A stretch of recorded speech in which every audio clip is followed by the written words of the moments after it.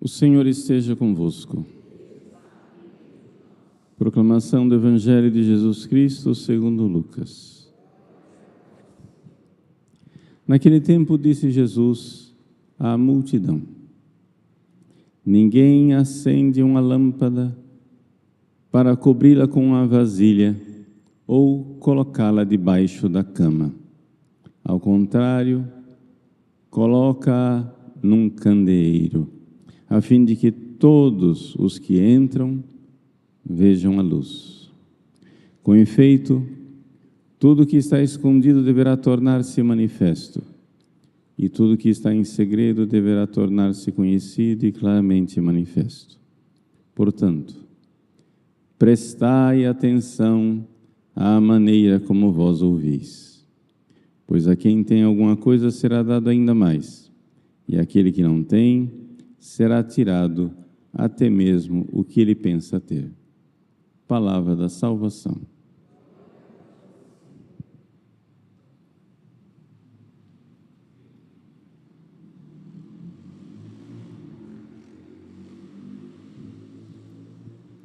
Meus queridos irmãos e irmãs, com grande alegria celebramos hoje a festa do Padre Pio. Digo festa porque na nossa paróquia o Padre Pio é o padroeiro da Capela do Santíssimo de nossa paróquia e tem uma ligação especial com a história da nossa paróquia. Poderíamos dizer muitíssimas coisas sobre o Padre Pio. Gostaria somente de chamar a atenção para um fato. Vou dizer em uma frase tudo o que eu irei dizer. Preparando um tempo em que nós vivemos a maior crise de identidade sacerdotal da história da Igreja, Deus enviou o Padre Pio para nos mostrar externamente, claramente, visivelmente, de forma palpável, aquilo que é a graça própria do sacramento da ordem. Vamos explicar isso. Houve na igreja uma época em que houve grandes crises a respeito da presença real de Jesus na Eucaristia. Hereges, padres, bispos, regiões inteiras da igreja começaram a duvidar que Jesus estava presente na Eucaristia. Acreditavam que a Eucaristia tinha alguma coisa a ver com Jesus, mas não que era verdadeiramente, realmente a presença santíssima de nosso Senhor Jesus Cristo, verdadeiro Deus e verdadeiro homem, presente na substância do seu corpo, escondido atrás da aparência de pão. Para resolver isso, o que é que Deus fez? Começou a fazer milagres eucarísticos. Para salvar a nossa fé, que estava frágil, a nossa fé, que estava vacilante a respeito da presença de Jesus na Eucaristia, Deus faz milagres eucarísticos. E assim se resolveu o problema. Claro que também, junto com os milagres, vieram os grandes teólogos, como Santo Tomás de Aquino, né, que defenderam a verdade da Eucaristia. Maravilha de Deus. Em momentos de crise da igreja, o céu tem uma resposta extraordinária nos milagres, uma resposta ordinária no ensinamento, na fidelidade, no martírio do dia a dia. Pois bem, Assim como houve uma crise sobre o sacramento da Eucaristia, uma resposta do céu para o sacramento da Eucaristia, a crise a respeito do sacramento da ordem e do sacerdócio católico encontrou uma resposta do céu na pessoa do Santo Padre Pio de Pietrelcina. Por quê? Para nós entendermos quem é o Padre Pio, então eu preciso fazer um pouco de catequese a respeito do sacramento da ordem. Vamos lá. O que é um sacramento? Todos os sacramentos nos dão a graça santificante. Todos, os 7. É por isso que os sacramentos não foram senhores moderninhos, não foram instituídos e inventados pela Igreja. Somente Jesus pode instituir um sacramento, porque somente Jesus é Deus, porque somente Deus pode fazer um sinal que garante a graça santificante, que é uma espécie de participação na natureza divina. Se a graça santificante é uma participação na natureza divina, só Deus pode fazer isso. Só Deus pode dar a graça santificante. O que são os sacramentos? São sinais que, de forma certeira, se bem celebrados, nos dão, de forma validamente celebrados, infalivelmente nos dão a graça santificante. Só Deus pode fazer isso. Vamos explicar mais detalhadamente o que é a graça santificante. A graça santificante é uma nossa configuração a Jesus Cristo. Aí você vai começar a ver o Padre Pio aqui, atenção, hein? Imaginem a alma de Jesus, Deus que se fez homem. A alma de Jesus, ela participa da natureza divina. Ninguém duvida disso. Por quê? Porque aquele homem, Jesus, se comporta divinamente. Uma coisa que participa da natureza da outra, se comporta como a natureza da outra. Quando o ferro começa a participar da natureza do fogo, ele se comporta de forma ígnea, como se fosse fogo. O ferro, que é opaco, fica vermelho, ele emite luz. O ferro, que é duro, fica fluido. O ferro, que pode ser enferrujado, frio, sem graça, ele começa a emitir labaredas. Vejam, ponha em contato com o fogo e o ferro começa a mudar de natureza. O seu comportamento fica diferente. Não é mais o comportamento do ferro, é o comportamento do fogo. A alma humana de Cristo, que está em contato com a divindade através da união hipostática, se comporta de forma divina. Você vê o amor de Cristo na cruz e você diz, não, isso não pode ser somente um homem.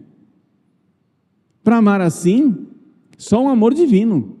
De fato, não é somente um homem, é Deus na alma de um homem. É o amor divino, eterno e perfeito, como labareda de chama num coração humano. Portanto, já que a alma de Cristo, já que a humanidade de Cristo está tão unida a Deus, ela se comporta divinamente. Jesus toca nas pessoas e as pessoas ficam curadas.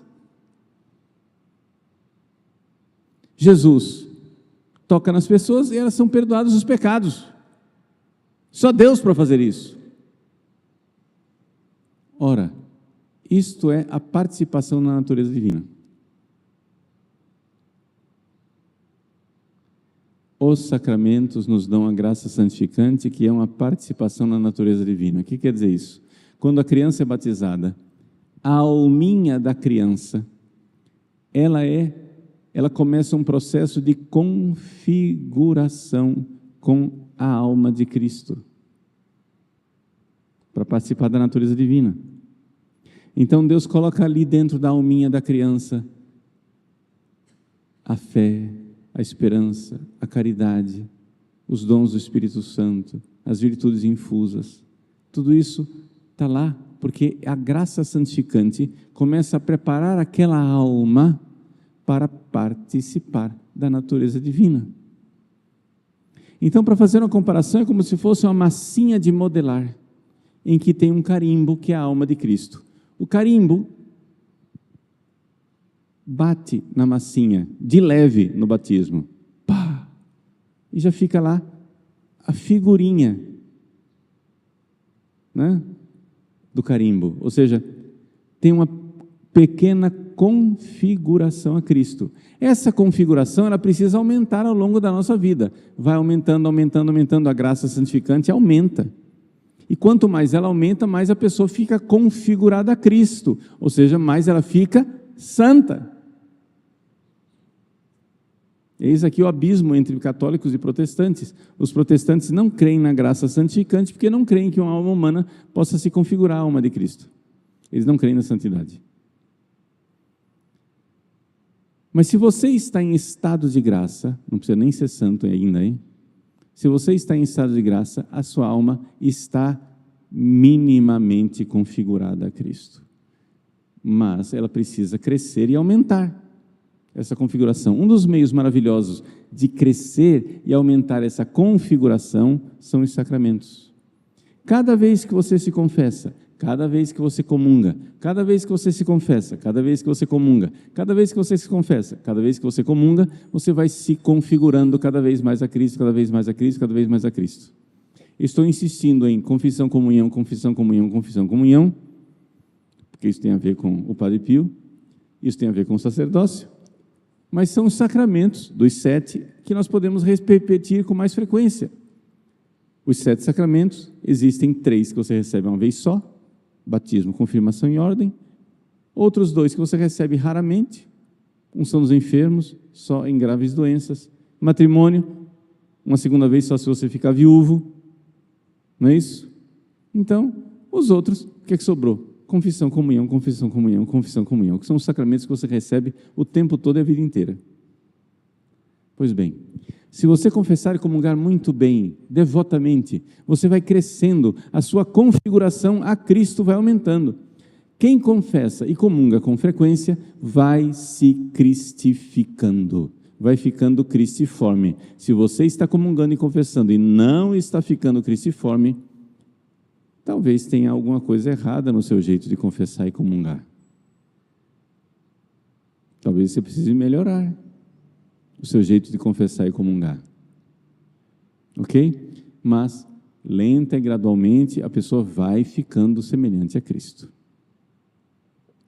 Para realizar isso nos fiéis, Deus então instituiu o sacramento da ordem. Jesus, na última ceia, pegou os 12 apóstolos e deu a eles um poder especial.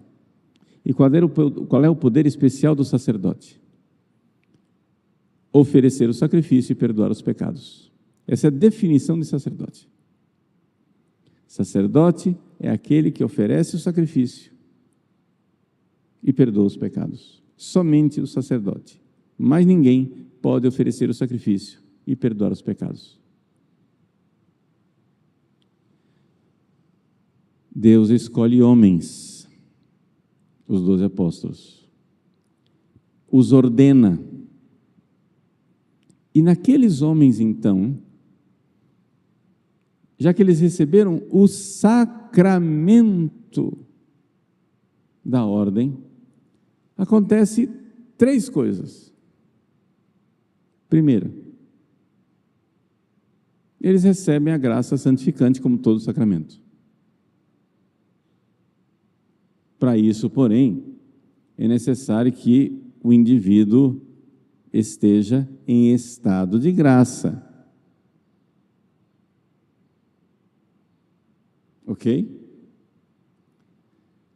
Se a pessoa vai ser ordenada em pecado mortal, a graça santificante não vem. Segunda coisa, É dada a ele também uma graça especial, que é a graça do sacramento da ordem, a respeito da qual eu vou falar já já. Já já eu explico o que é essa graça especial. E terceira coisa, é impressa na alma dessa pessoa uma marca, um caráter indelével. O que é o caráter indelével do sacramento da ordem? É uma marca na alma da pessoa que dá a esta pessoa, a este homem, a capacidade de celebrar validamente a Eucaristia e perdoar validamente os pecados. Graça santificante e graça sacramental só vai atuar nele se ele estiver em estado de graça.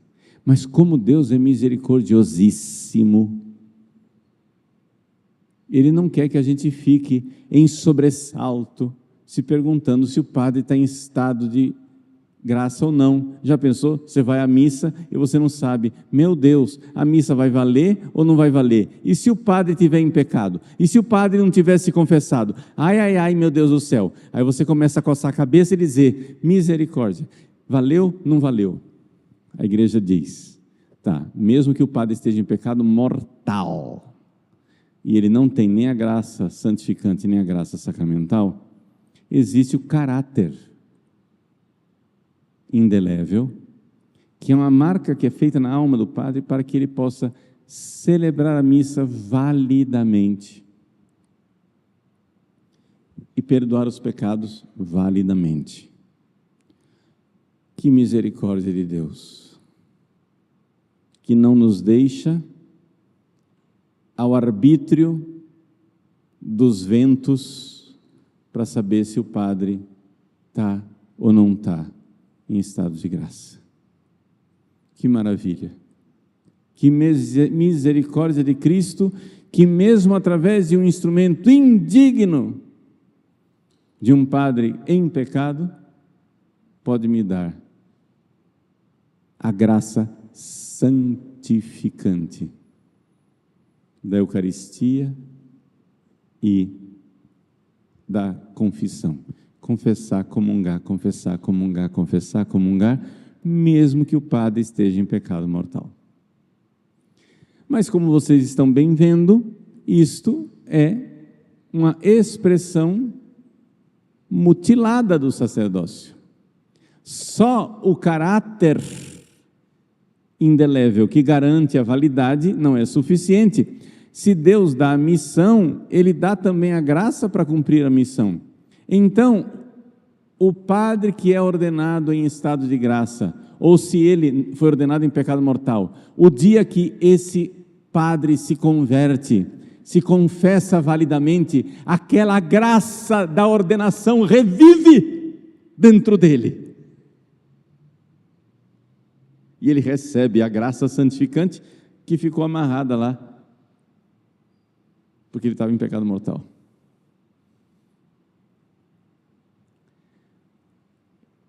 O padre recebe a graça santificante e uma modalidade da graça santificante chamada graça sacramental da ordem. A graça do sacramento da ordem. O que é isso? É que, assim como você que é batizado recebe a graça santificante para ser conforme a Cristo, a forma de Cristo,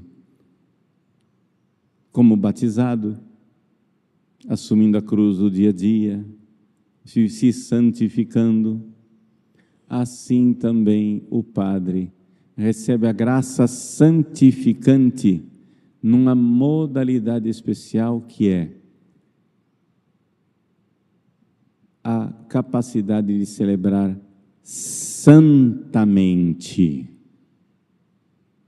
o sacrifício da Eucaristia, santamente o sacramento da confissão, santamente a pregação, santamente a direção espiritual das almas, santamente realizar tudo aquilo que é próprio da sua missão sacerdotal. Todo padre tem isso à disposição.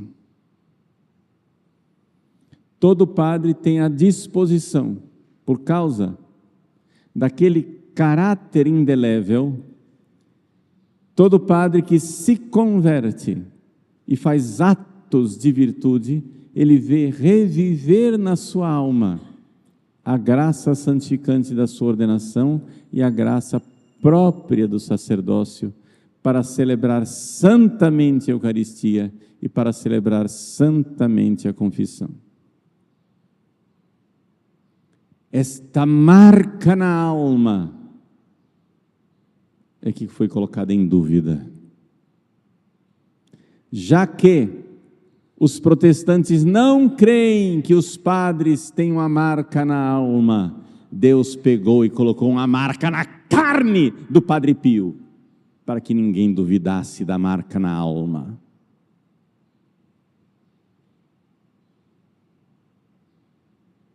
Uma marca na carne, que é um milagre, mas é sinal da marca na alma. Nós deveríamos beijar as mãos dos sacerdotes, espantados de não encontrar ali as chagas de Cristo. Seria normal que nós pudéssemos vê-las.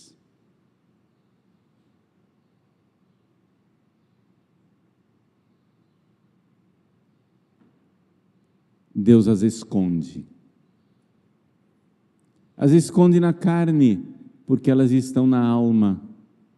Existe sim, no Padre, uma graça que pode ser ativada, se ele estiver no caminho da santidade, a graça de, ao oferecer o sacrifício da Eucaristia, oferecê-lo configurado à alma de Cristo, sacerdote e vítima.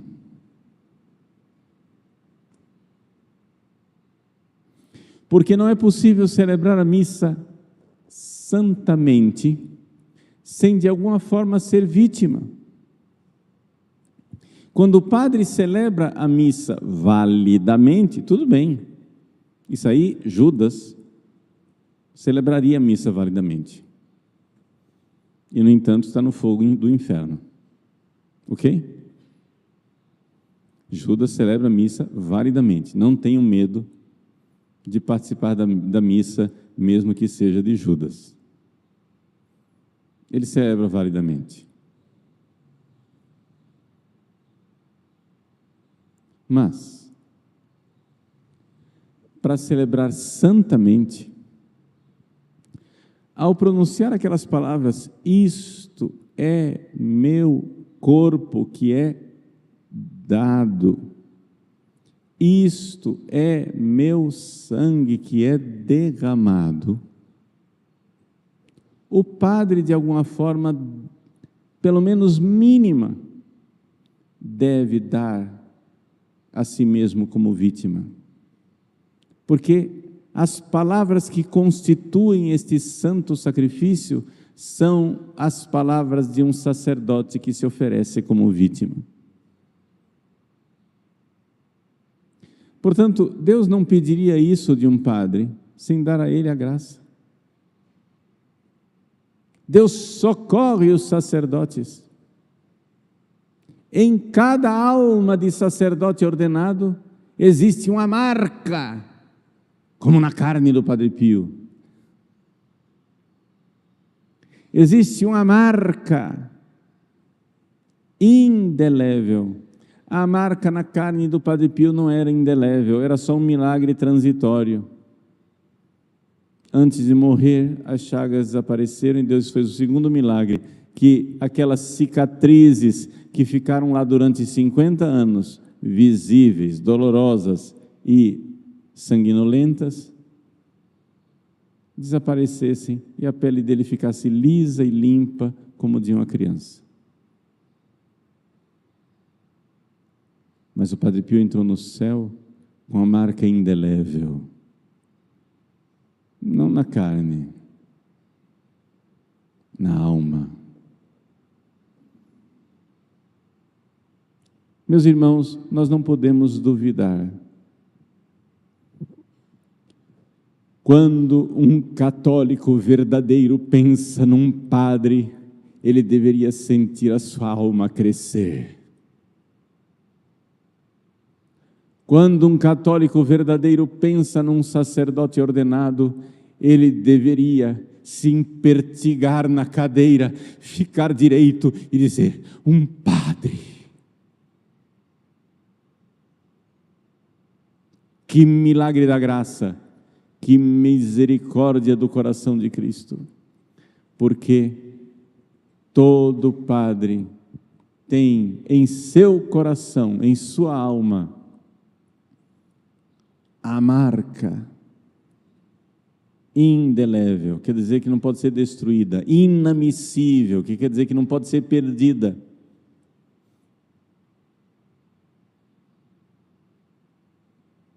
Que garante que ele possa celebrar validamente a missa e a confissão. E, portanto, Deus quer dar a ele a graça para ele celebrar santamente a missa e a confissão.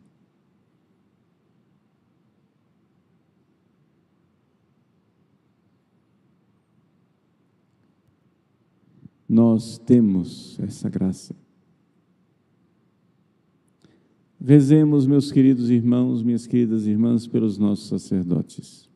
Esses dias aqui em Cuiabá nós tivemos uma reunião das mães espirituais, um congresso de mulheres que rezam pelos sacerdotes, de mães espirituais que rezam pelos sacerdotes.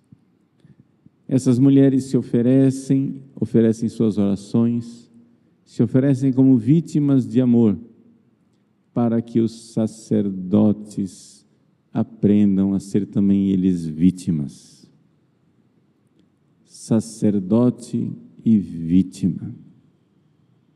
É a graça santificante própria do sacramento da ordem.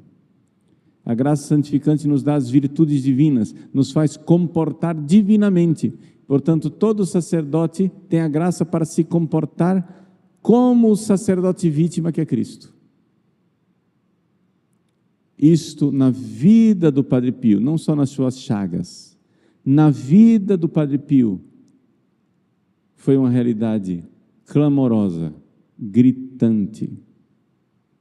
O maior milagre do Padre Pio não são as suas chagas. O maior milagre do Padre Pio é que ele é um milagre da graça do sacramento da ordem. O Padre Pio é um milagre ambulante,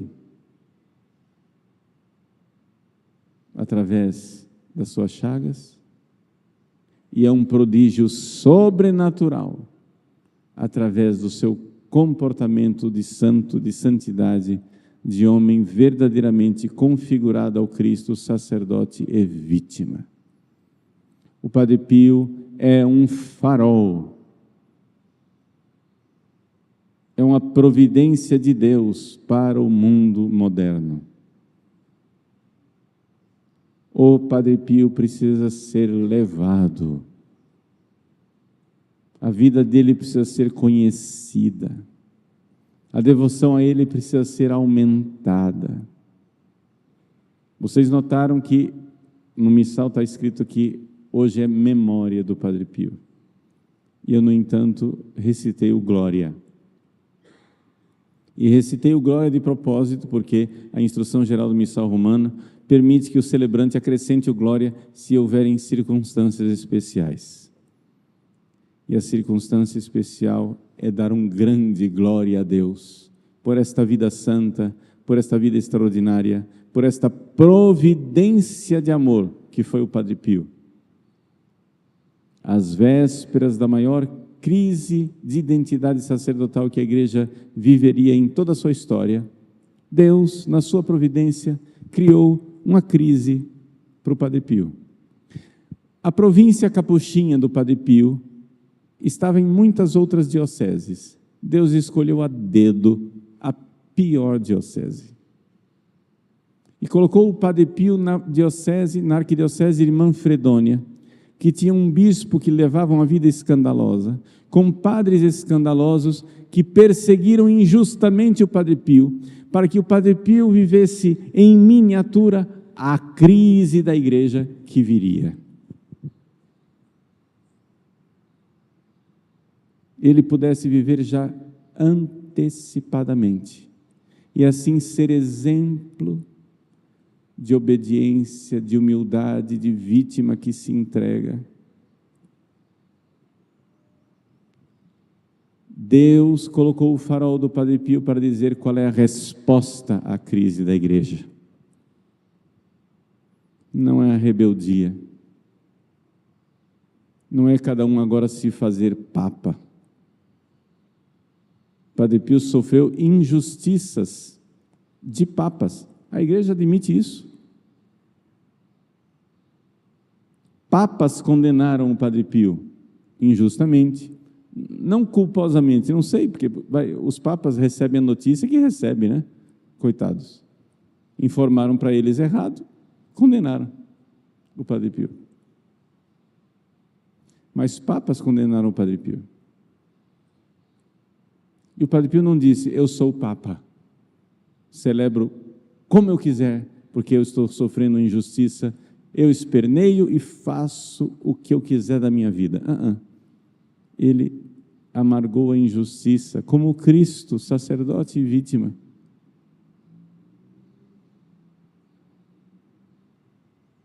Grande sinal.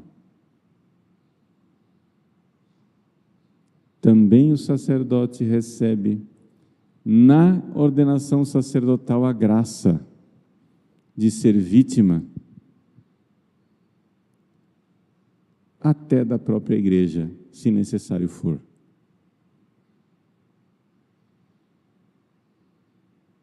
De tal forma que, se como o Padre Pio, algum padre um dia for proibido de celebrar santamente a missa e celebrar santamente a confissão, ele poderá ainda oferecer santamente, com sua alma sacerdotal, o sacrifício de, como Cristo na cruz, ser condenado injustamente.